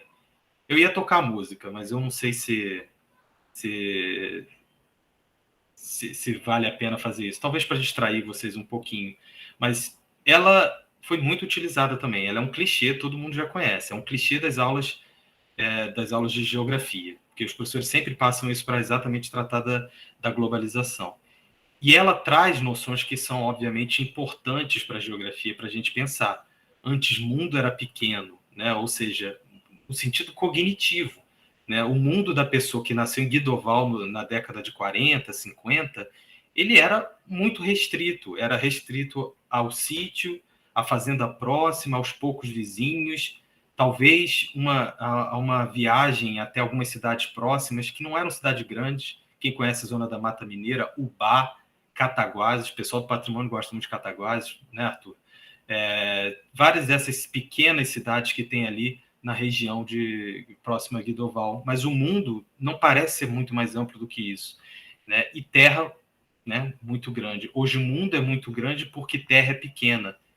Se vocês olharem a imagem do lado, é exatamente essa representação que o David Harvey faz, que isso é baseado, na verdade, numa propaganda, se eu não me engano, dos anos 70, 80, alguma coisa assim, que foi sendo divulgada isso, do encurtamento das distâncias, da maior facilidade de circulação. Né? Isso é interessante, né, dentro dessa apresentação, para a gente poder exatamente pensar em algumas desses elementos. Eu vou colocar música, até para eu tomar uma água, e vocês ouvirem algumas coisas, eu vou voltar nela para também citar o próprio Milton Santos aqui. É rápido, também não vai doer nada, é Gilberto Gil, né? Então, não acho que é problemático.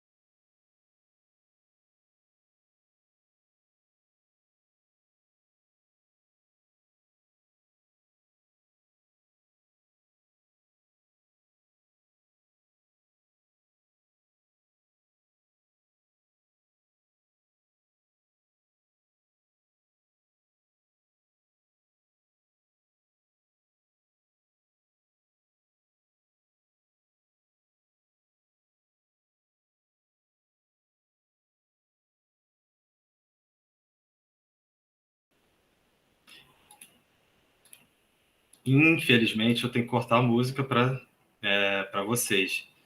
Mas não sei se vocês até repararam na capa do disco, né?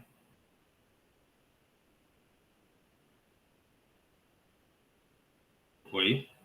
Tá todo mundo aí? Tudo certo. Eu acho que eu É tipo caí e voltei sem querer. Diga. era tipo um. Eu vi aquilo meio como um cesto, não sei, eu não consegui observar muito bem, não. É um balaio, né? Como se fosse um cesto, né? É. Um cesto estilizado como antena parabólica, né?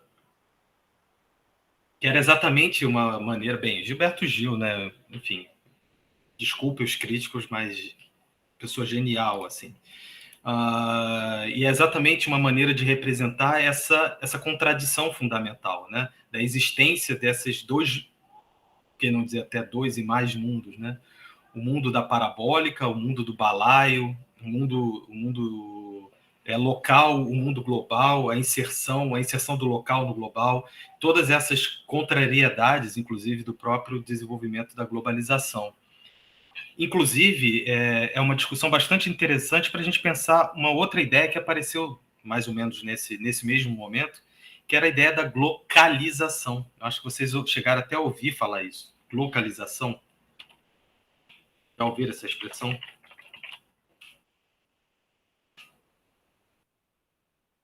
Digam aí no chat se vocês já ouviram falar sobre isso. Também é muito tradicional nas aulas lá do ensino médio, mas não apareceu. Alguns autores trataram disso, né? Eu não vou aqui fazer a lista deles, mas era essa ideia de que a globalização, na verdade, o que havia também como teoria nesse momento, é que a globalização ela viria e arrasaria todos os sentidos de localização. Isso eu já falei aqui para vocês, inclusive. Então, basicamente, ela geraria uma homogeneização cultural, social, econômica, política, etc. Então, varreria toda a diversidade cultural que se encontraria no mundo. Essa primeira tese foi muito contestada, porque, primeiramente, assim, hoje a gente vê com muita dificuldade que é isso que de fato vai acontecer, né? De que é simplesmente um processo de homogeneização. O que a gente vê é uma grande heterogeneidade da maneira como aquilo que vem de fora é absorvido localmente e o que é local dialoga com aquilo que lhe é exterior. Inclusive, alguns exemplos que esses autores utilizavam era dessa tentativa de algumas empresas, corporações, etc., daquilo que vinha de fora, de se adaptar à realidade local. Então, vários casos foram citados, como é que o McDonald's se adaptou a algumas dietas em alguns países. O exemplo clássico que eu lembro dessa época sem problema, Mitali. Então, o que aconteceu num determinado momento também, o exemplo que era muito utilizado era a chegada se eu não me engano, era da Coca-Cola. Vê se vocês lembram disso, da Coca-Cola em Parintins. Né? O Carnaval de Parintins, vocês sabem que tem dois bois que concorrem, né? O boi caprichoso e o boi garantido. Se vocês lembrarem bem, cada um deles tem uma cor, não tem? Uma é a cor azul, a outra é a cor vermelha. Não é isso? A Dandara lembrou dessa história. E eles eram patrocinados tradicionalmente por uma marca de refrigerante bastante conhecida, que era a Pepsi. Que a Pepsi tinha, inclusive, as duas cores. O rótulo da Pepsi, não tem? Não tem uma parte que é azul, uma parte que é vermelha. E os dois são vermelho e azul e vermelho e branco. Né? Então, nesse processo de concorrência entre os mercados, a Coca-Cola queria patrocinar lá o evento. Né, e fez o processo disso. Só que a Coca-Cola tem um problema fundamental. Ela só tem uma cor, né, que é a cor vermelha. Isso geraria um certo problema se você tivesse que patrocinar um evento que tem duas só grandes agremiações. Então, ela se adaptou localmente, mudou. Uma das poucas vezes que a Coca-Cola mudou o logo dela e adquiriu as cores azuis. Então, você tinha a oportunidade de comprar uma Coca-Cola com rótulo azul. É claro que isso assim mais uma vez no nível da anedota, da adaptação, etc. Mas eu acho que é bem ilustrativo do que a gente está tentando chamar aqui de localização, uma tentativa de adaptação local a uma circunstância local por parte de uma empresa que tem, obviamente, um interesse global, de certo modo. É claro que eu poderia dar outros exemplos aqui para você também, da organização das empresas. Então, a entrada de empresas chinesas no território brasileiro passou por um processo todo de cultura produtiva, de reorganização da cultura empresarial. Tem várias questões relacionadas a isso. O ponto fundamental é que, de fato, na globalização, a gente não provoca somente processos de homogeneização. A gente também leva fortemente de processos de criação de heterogeneidade e diversidade. É sempre um diálogo entre essas duas escalas, de algum modo, né? Então, é interessante, porque em um determinado momento, essa tese da unificação do planeta, ela teve bastante entrada dentro da geografia. Mas, rapidamente, os geógrafos também se mobilizaram no sentido de dizer, não, mas também o território, as regiões, a cultura local, ela se revolta, ela se mantém, ela resiste, hoje em dia usam-se mais de resiliência, mas ela resiste e ela também produz coisas que depois podem vir a se tornar e também ter um caráter global. O exemplo que muita gente usa é o exemplo, por exemplo, das Havaianas, né? Que é um tipo de produto que tem uma forte marca localizada no Brasil, etc. É apenas um dos exemplos também possíveis para a gente pensar isso. Mas dentro dessa perspectiva que eu trouxe a partir da música do Gil, é interessante porque a gente permite pensar na geografia essas relações entre tamanhos, importâncias, distâncias, né? E também, assim, qual era o horizonte? Tem uma parte que fala isso, né? Quando muito ali de frente e o horizonte acabava. O horizonte também, dentro desse processo de globalização, se ver mais amplo. Mas mais amplo para quem? Esse é o ponto em que os geógrafos se encontram quando eles vão pensar na globalização. Então, a globalização ela é vista também de forma bastante relativa, né? Se vocês pensarem na organização e na diferenciação e desigualdades regionais no mundo, vocês podem notar que o acesso a determinados produtos, acesso a essas redes, a inclusão em determinadas redes é bastante desigual em termos da organização do próprio território. Não sei se vocês estão a par disso, mas olhem um mapa da vacinação contra a Covid no mundo nesse exato momento. Não é um mapa muito parecido com esse? Muito próximo desse, com algumas diferenças, mas muito próximo desse que vocês estão vendo aí? Então, assim, no meio do processo da globalização, do acesso a essas redes, da conexão e do acesso a determinadas benfeitorias, alguns países, inclusive, se encontram bem fora desse eixo, ou participam de maneira subordinada dentro desse processo de circulação. É claro que esse mapa talvez esteja até um pouco defasado, mas de alguma forma ele é um demonstrativo como é que a organização desse processo de circulação ele não se dá de forma alguma de maneira igualitária. E não parece ser, inclusive, esse o objetivo que critica, inclusive, o próprio Milton Santos, quando ele fala de uma outra globalização, né? Então, globalização para quem nesse processo? A gente está falando de ampliação do comércio, expansão da troca cultural, né? Hoje você consegue comprar, algumas pessoas conseguem comprar carros importados, conseguem ter acesso a peças de computador, enquanto outras pessoas estão completamente fora desse circuito, né? Então, fundamentalmente também dentro dessa situação, a gente vê uma aceleração também da produção, da circulação, mas também da exploração do território, né? Que tem alguns casos que a gente viu aqui, de extração também dos recursos e levada eles para outras áreas, para outros países. Vê que a inserção chinesa aqui no Brasil atual, principalmente relacionada ao minério de ferro. Quem for estudar a questão da mineração, é fascinante ver como é que essas redes estão articuladas no mundo e o papel que boa parte hoje da América do Sul e do sul da África hoje tem ainda como reservas de extração de material, principalmente mineral, né? E isso vai fortalecer dentro desse processo também uma forte dependência do sul em relação ao norte, Por isso, inclusive, que algumas políticas hoje tentam fazer articulações sul-sul, para garantir que outras redes, que não necessariamente impostas ou organizadas pelos países desenvolvidos, vamos dizer assim, sejam elas, esses países centrais, que, na verdade, controlam essas redes. Então, criar redes sul-sul também tem sido um objeto de interesse de muita parte dos políticos na América Latina e também no continente africano pelo menos nos últimos 20 anos. É tentar reorganizar essa perspectiva da globalização. Inclusive, esse princípio por uma outra globalização não é uma ideia que aparece só nesse livro do Milton Santos, mas ele articula em outros trabalhos, que ele traz essa ideia, por exemplo, dos dois circuitos da economia urbana. Ou seja, um circuito que é um circuito dos agentes hegemônicos e, de outro lado, um circuito que funciona e opera, na verdade, pelos agentes que são, de alguma forma, subalternos, que têm menor acesso a financiamento, menor acesso à rede bancária. Isso era um problema fundamental até o final dos anos 90, início dos anos 2000 no Brasil.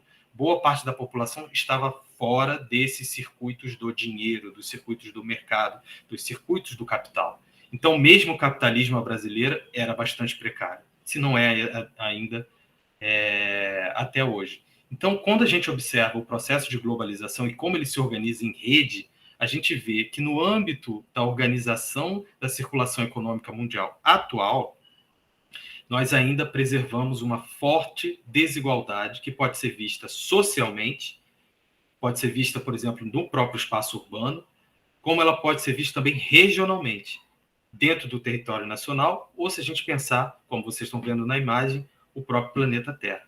Então, a globalização não é, até o momento, um artifício para mudar as geometrias do poder. Ela, na verdade, ela tem servido para fortalecer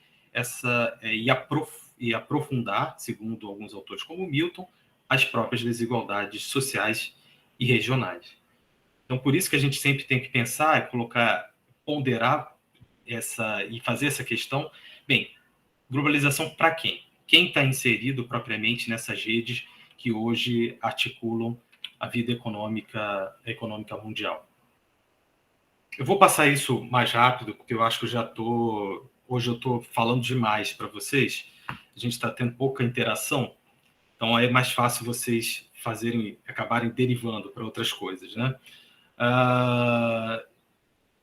O que talvez seja importante frisar, em relação ao que eu tinha dito no slide anterior, é que, em boa medida, a gente ainda observa hoje a permanência da localização desses centros de gestão e principalmente, organização desses fluxos ainda situados, vamos dizer assim, né, na porção desenvolvida do nosso planeta, né, vamos dizer assim. Então, boa parte das sedes das principais empresas hoje estão localizadas em pontos bastante específicos, inclusive naquilo que a gente normalmente chama de cidades globais, né? Então, a importância que hoje tem o Vale do Silício, a Califórnia, na organização, por exemplo, de boa parte dessas redes sociais que todos vocês se conectam diariamente, né, que todos nós nos conectamos diariamente, a importância de Nova York como um centro gestor fundamental, também no norte, na América do Norte, né, boa parte das empresas produtoras de bens de certo grau de sofisticação, que antes, inclusive, estavam boa parte deles localizados no continente europeu, hoje, boa parte deles ali no leste asiático, na China. Todas essas questões, talvez, vocês já tenham passado lá na geografia do mundo contemporâneo. Então, aos poucos, a gente vê algumas iniciativas de tentar romper isso, né? De tentar romper essa centralização do poder e do controle das redes geográficas, propriamente dito. Então, tem as iniciativas nacionais, né? Alguns estados se tornam empreendedores nesse processo e incentivam a construção de fábricas, de sedes de grandes empresas, exportadoras, etc. A gente tem alguns casos aqui no Brasil, como, por exemplo, o caso da Embraer, que foi um dos casos mais bem-sucedidos, a própria Petrobras. Então, são empresas que têm, de alguma forma, uma organização localizada em países que são, de alguma forma, ainda vistos como em desenvolvimento ou subdesenvolvidos, etc. Mas são exemplos que a gente realmente são pequenos em relação comparativamente do quadro que a gente pode estar vendo.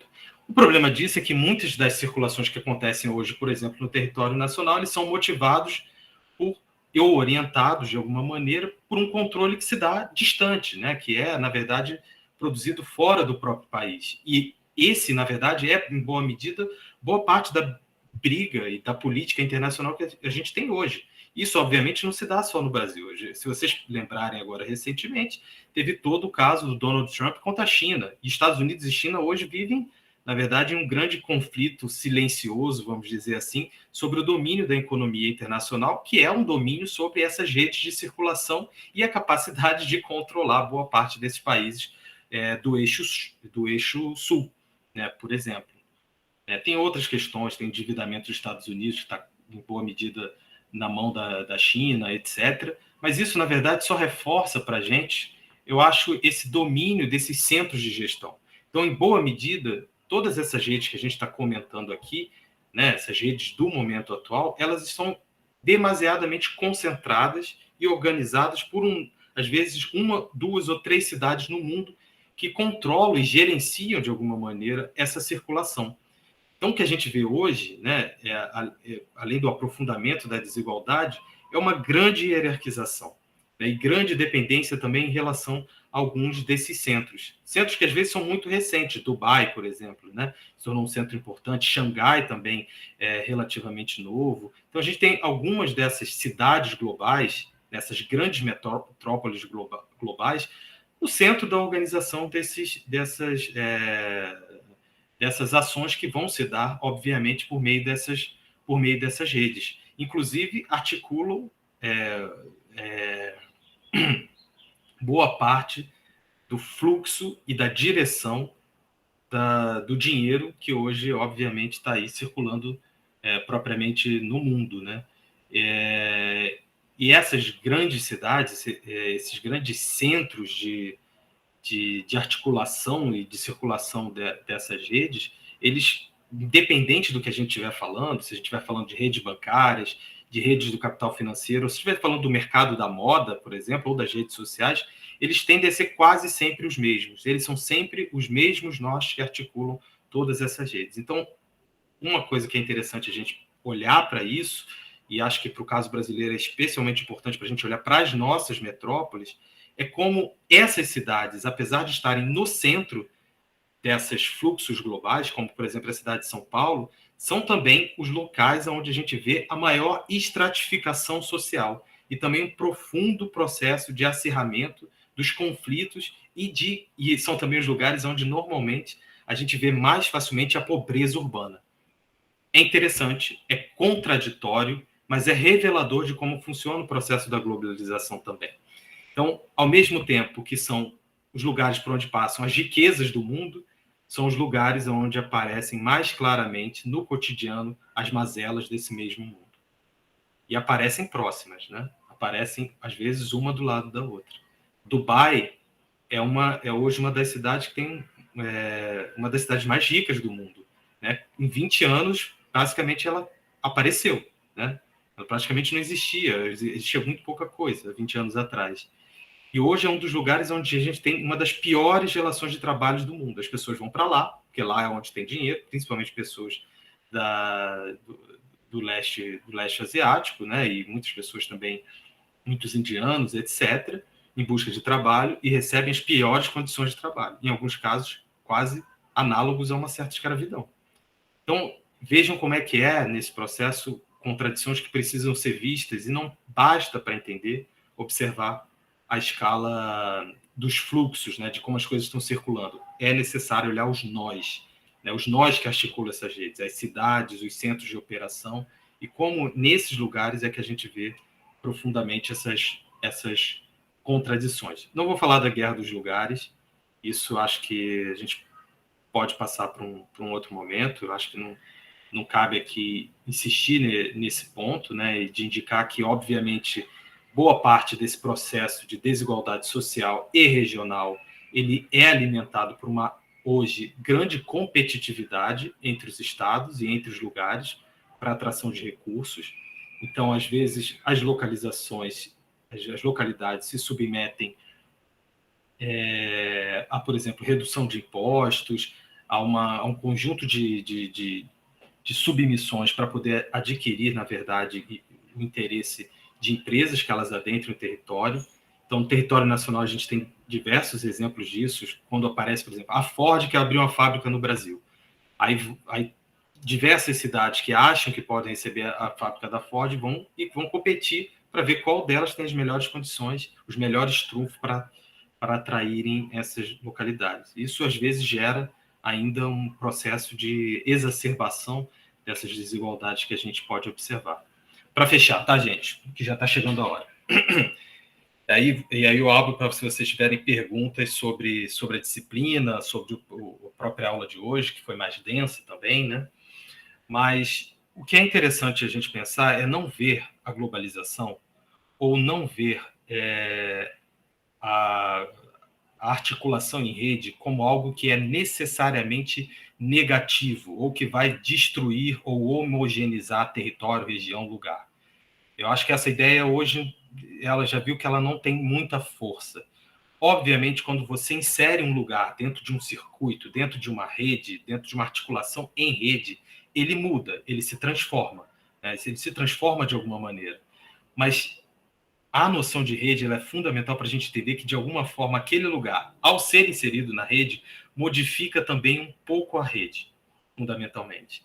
Então, tem uma articulação entre lugar e rede, ou território e rede, que é fundamental vocês compreenderem, tá? Então, essas teorias da homogeneização, elas se viram muito problemáticas, né? Os padrões que, de alguma forma, seriam impostos à cultura local, eles são sempre negociados. Eles sempre passam por uma discussão, um debate que é de caráter político. Às vezes, a boiada passa. Às vezes, ela não passa. Às vezes, ela tem que lidar com os problemas que vão ser encontrados aqui, com relações políticas, econômicas, que já estão consolidadas, num país que tem uma legislação bastante rígida, inclusive, como é o nosso caso. Então, isso leva, na verdade, a um processo de diferenciação. Essas barreiras,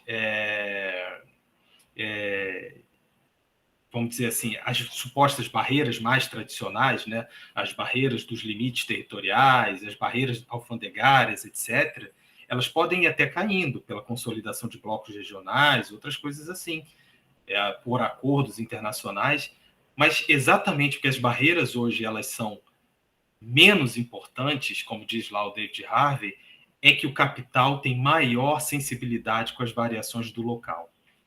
Então, hoje, para você introduzir uma empresa, você tem que lidar com diversas outras limitações. Sindicalismo, o fato de que já existe uma produção local daquele tipo de produto, o fato de que o Estado beneficia os produtores locais mais do que os produtores estrangeiros, etc, etc, etc.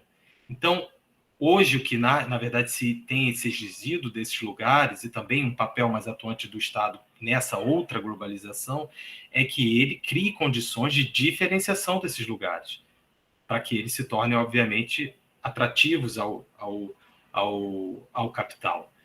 E a Berta Becker, ela tem também uma consideração muito importante que eu acho que finaliza bem o que a gente está pensando aqui da aula. As redes são, ao mesmo tempo, concentradoras e dispersoras. Ou seja, a rede ela permite que a gente possa concentrar esforços, produtos, coisas, pessoas, informações, ideias em determinados lugares, mas ela é aquilo que também permite uma maior dispersão dessas pessoas, ideias, coisas, etc. Né?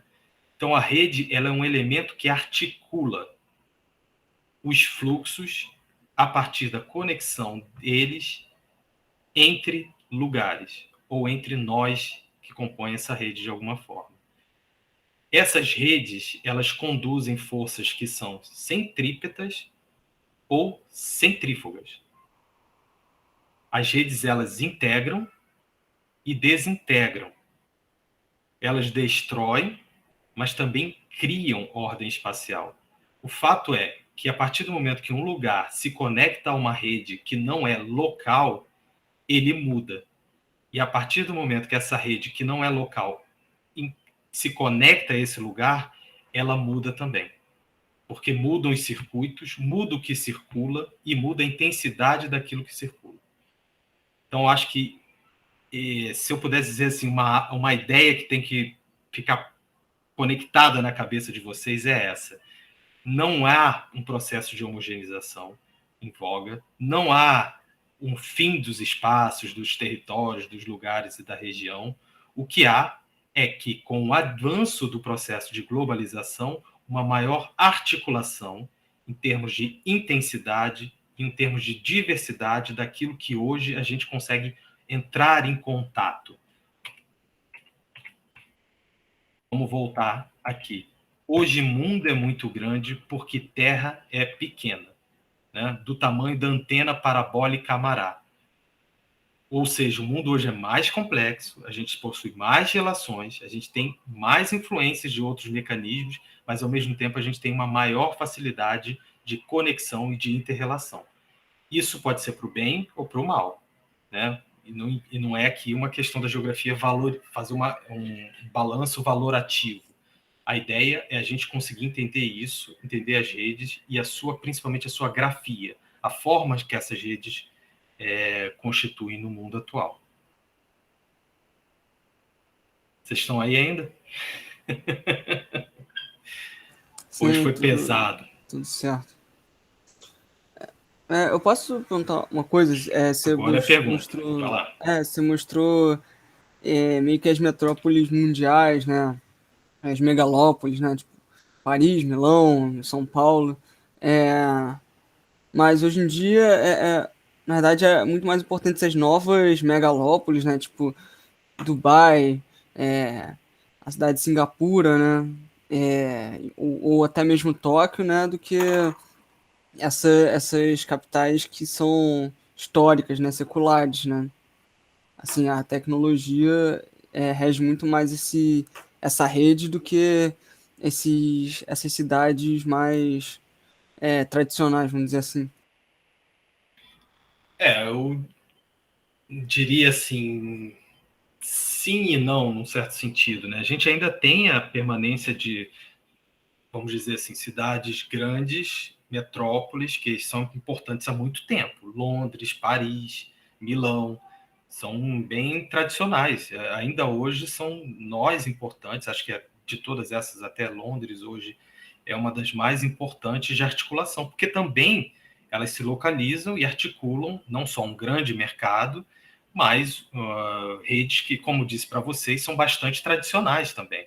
Não é que hoje, no tempo atual, a gente está falando só da pós-modernidade. Então, redes antigas que sustentam e que articulam o comércio e a circulação comercial ainda hoje prevalecem e constituem áreas bastante importantes, inclusive para valorizar essa própria tradição. A questão dos centros da moda internacional é muito nesse sentido, né?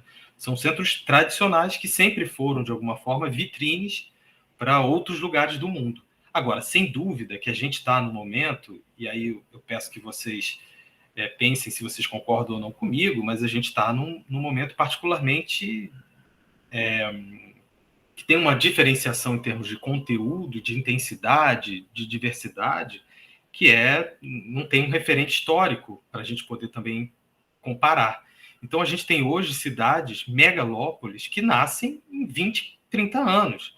Isso é muito rápido como um processo mesmo de produção do espaço, né? Para utilizar lá a expressão que a gente viu em umas aulas anteriores. Então, esses lugares, isso que é interessante, eles já nascem com o imperativo tecnológico do mundo que nós estamos vivendo hoje. Então, são prédios inteligentes, prédios que já estão adaptados, né, às novas tecnologias, já estão inseridos dentro dessas cadeias internacionais, e cidades, obviamente, já são construídas há mais tempo, elas têm uma menor flexibilidade de adaptação a um mundo que vem num processo de transformação bastante rápido. Então, por isso também que Xangai, Dubai, essas cidades que a gente citou aqui na aula, elas se transformam hoje em centros de articulação fundamental, internacional, né, mundial, em sentido não só da informação, mas no sentido também, por exemplo, das articulações aeroviárias, inclusive. Então, são hoje centros de negócio fundamental. Eles têm um ponto na gestão dos processos e da rede que são maiores do que qualquer outra coisa. Mas exatamente, talvez, Hugo, no sentido dessa explicação mesmo, de que, como são cidades produzidas recentemente, elas estão tecnicamente adaptadas a esse novo modelo de gestão do território e das redes. Então, talvez elas, de fato, tenham um papel especial nesse processo. Ainda, obviamente, que as outras cidades tenham se adaptado a essa condição. São Paulo teve que se adaptar muito, apesar de ser uma cidade relativamente nova dentro do seu tamanho. Mas ela já teve que se adaptar a esse novo percurso pela cibernética, inclusive. O Rio tentou, tá? Mas foi um fracasso, infelizmente. Fizemos diversos investimentos nessa área, mas até agora nada retornou. E, inclusive, só para terminar, gente, o tamanho das cidades, em termos dos seus arranha-céus, vocês sabem que tem uma competição mundial por arranha-céu, né? Qual é o arranha-céu do Rio? O mais alto eu acho que ele é do Rio Sul, né? Eu não lembro de outro, não. Vejam como é que é a Avenida Presidente Vargas, que é o Presidente Vargas não, Avenida Rio Branco, né? A gente tem poucos prédios altos, de fato, né? Peguem a Presidente Vargas, que era para ser a Avenida Paulista do Rio de Janeiro. Quantos arranha-céus a gente tem ali? Poucos, né? Então, de alguma forma, esses prédios aí que vocês estão vendo erguidos, inclusive tem ali o 11 de setembro, né? Tem o World Trade Center, que não existe mais, mas enfim. Eles não são meramente formas aleatórias, eles estão ali porque eles representam a pujança do capitalismo naquelas cidades, a economia daqueles países. E vejam, a gente não teria um similar no caso do Rio de Janeiro. Então, o Rio de Janeiro até tem um papel nessa rede, ele até articula boa parte dessas circulações que acontecem no território brasileiro. Mas comparem isso com a Avenida Paulista, comparem isso com Manhattan, comparem isso com Dubai.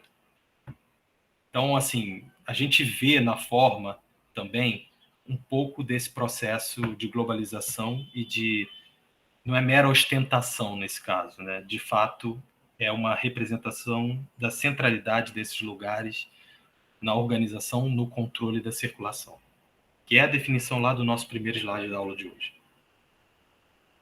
Ok? Arthur, não vem com essa.